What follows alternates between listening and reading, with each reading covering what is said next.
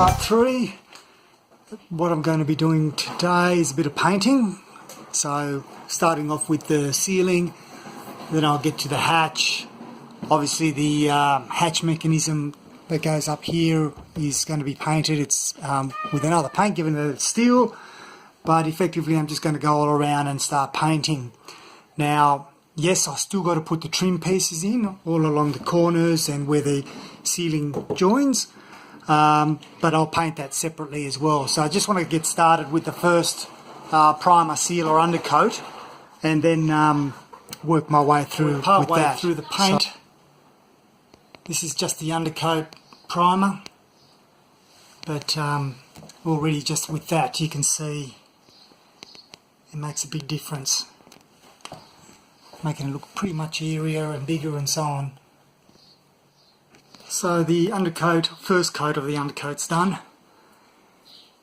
It's taken a little bit of time, particularly around the edges. Not that I needed to do that because the trimming's going to go there anyway, and I'll have to paint that as well.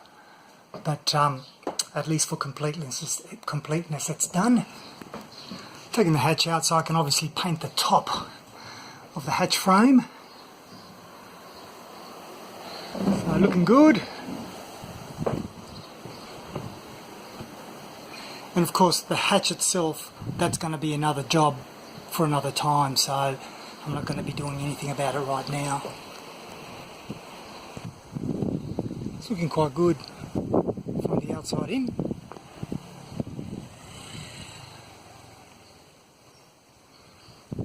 I've painted the drawbar as well. And if you've got an eagle eye, you would have noticed the hubcaps have also been polished up. The black paint removed from the centerpiece and then polished all up. Not perfect, but it's a good start. So I've just finished this, the hatch mechanism. If you recall, it had lots of paint and crud on it, so I've just basically paint stripped it, and then using a electric grinder with a wire wheel, I got rid of the majority of it. So what I'm going to do is I'm going to leave this bit here unpainted, and I'm going to paint from here downwards, with the exception of this bit here, because I think that's in there. I've got to put some grease and so on. But everything else looks pretty good, ready to go. So the unit is now painted, looking pretty good. At least it's protected. Not going to be able to see much being up there, but anyway, time to install it. I've also bought some nice countersunk nuts and bolts to go in there and through the hardwood. So I'll go ahead and start installing this, and I'll show you what it looks like at the end. Bolt it in.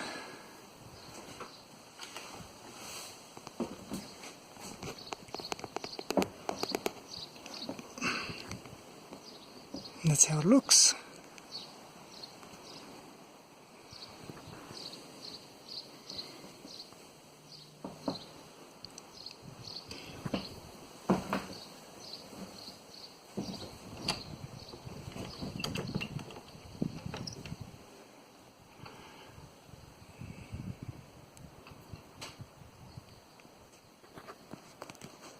Now to put the hatch back on.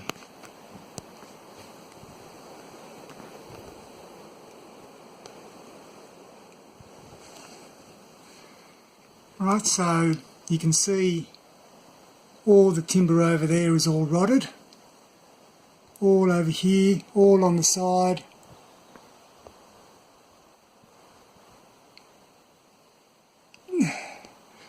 So that's going to be the next job.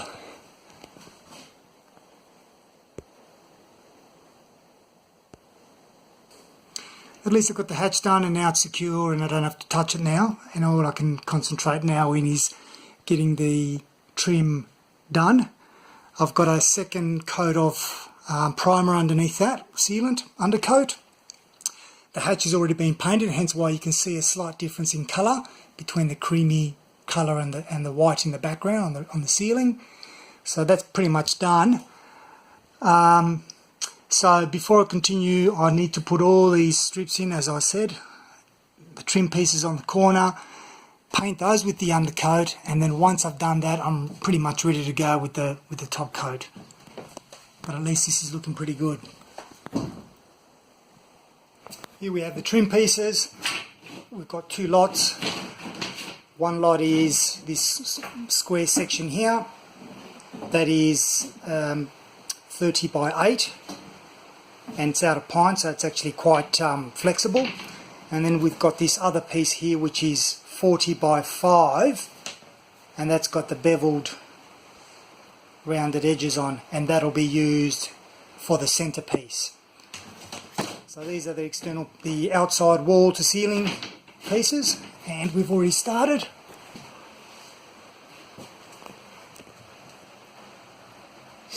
As you can see, it's actually quite a good fit.